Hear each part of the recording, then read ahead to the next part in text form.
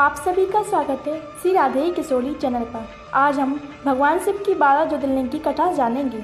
महादेव की 12 ज्योतिर्लिंग के बारे में माना जाता है कि इन 12 जगहों पर महादेव ने स्वयं दर्शन दिए थे। सनातन धर्म में भगवान शिव को मोक्ष के देवता के रूप में जाना जाता है। इसी के साथ ऐसा भी कहा जाता है कि जब तक 12 ज्योतिर्लिंग के दर्शन नहीं होते तब तक आपका आध्यात्मिक जीवन पूर्ण नहीं हो सकता। कहते हैं भगवान शिव के 12 ज्योतिर्लिंग के दर्शन मात्र से ही सभी पापों के अंत हो जाते हैं। तो चलिए जानते हैं भगवान शिव की 12 ज्योतिर्लिंग की कथा। भगवान शिव की पहली ज्योतिर्लिंग का नाम है सोमनाथ ज्योतिर्लिंग। सोमनाथ ज्योतिर्लिंग भारत की ही नहीं अपितु इस पृथ्वी की पहली ज्योतिर्लिंग मानी जाती है। यह मंदिर गुजरात राज्य के सौराष्ट्र क्षेत्र में स्थित है। शिव पुराण के अनुसार जब चंद्रमा को दक्ष प्रजापति ने क्षय रोग होने का श्राप दिया था तब चंद्रमा ने इसी स्थान पर तप किया था। इस श्राप से मुक्ति पाई थी। ऐसा भी कहा जाता है इस शिवलिंग की स्थापना स्वयं चंद्रदेव ने की थी। विदेशी आक्रमणों ने इस मंदिर को 17 बार लूटा, लेकिन आज भी इस मंदिर की भव्यता वैसे ही है। लाखों की संख्या में भक्त यहाँ दर्शन करने के लिए आते हैं। भगवान शिव की दूसरी ज्योतिर्लिंग का नाम है मल्लिकार्जुन ज्योतिर्लिंग। आंध्र प्रदेश में कृष्णा नदी के तट पर श्री शैल नाम के पर्वत पर स्थित है। इस मंदिर का महत्व भगवान शिव के कैलाश पर्वत के समान कहा गया है। अनेक धार्मिक शास्त्र इसके धार्मिक और पौराणिक महत्व की व्याख्या करते हैं। कहते हैं इस ज्योतिर्लिंग के दर्शन करने से व्यक्ति के सारे पापों से मुक्ति मिलती है। एक पौराणिक कथा के अनुसार जहाँ पर ये ज्योतिर्लिंग है उस पर्वत का आकार शिव की पूजन करने से व्यक्ति को अश्वमेध यज्ञ के समान पुण्य फल प्राप्त होते हैं। भगवान शिव की तीसरी ज्योतिर्लिंग का नाम है महाकालेश्वर ज्योतिर्लिंग। मध्य प्रदेश की धार्मिक राजधानी कही जाने वाली उज्जैनी नगरी में यह ज्योतिर्लिंग स्थित है। महाकालेश्वर ज्योतिर्लिंग की विशेषता ये है कि ये एकमात्र दक्षिणमुखी ज्योतिर्लिंग है। यहाँ प्रतिदिन सुबह की जाने वाली भस्म आरती विश्व भर में प्रसिद्ध है। महाकालेश्वर की पूजा विशेष रूप से आयु वृद्धि और आयु पर आए हुए संकट को टालने के लिए की जाती है। उज्जैन वासी मानते हैं भगवान महाकालेश्वर ही उनके राजा हैं और वे उनकी रक्षा कर रहे हैं। भगवान शिव की चौथी ज्योतिर्लिंग का नाम है ओमकारेश्वर ज्योतिर्लिंग।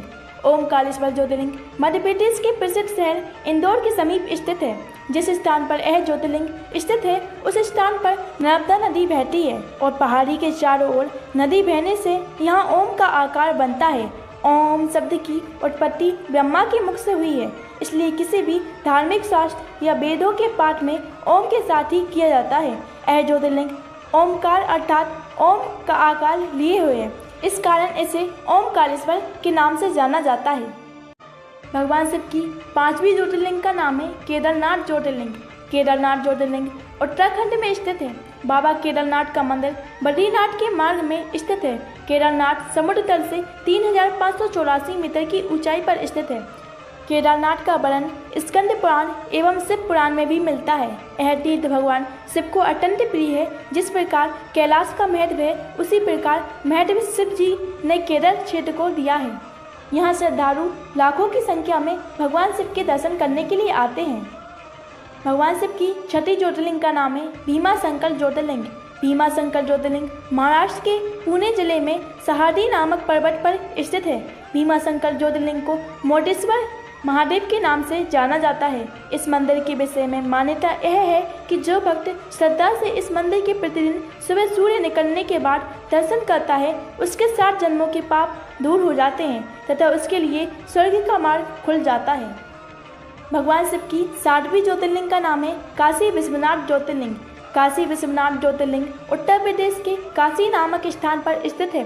काशी सभी धर्म स्थलों में सबसे अधिक महत्व रखती है, इसलिए सभी धर्म स्थलों में काशी का अत्यधिक महत्व बताया गया है।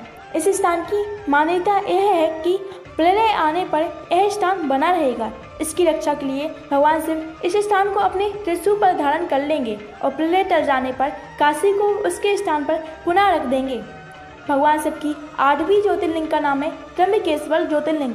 यह ज्योतिर्लिंग गोदावरी नदी के तट पर महाराष्ट्र राज्य के नासिक जिले में स्थित है।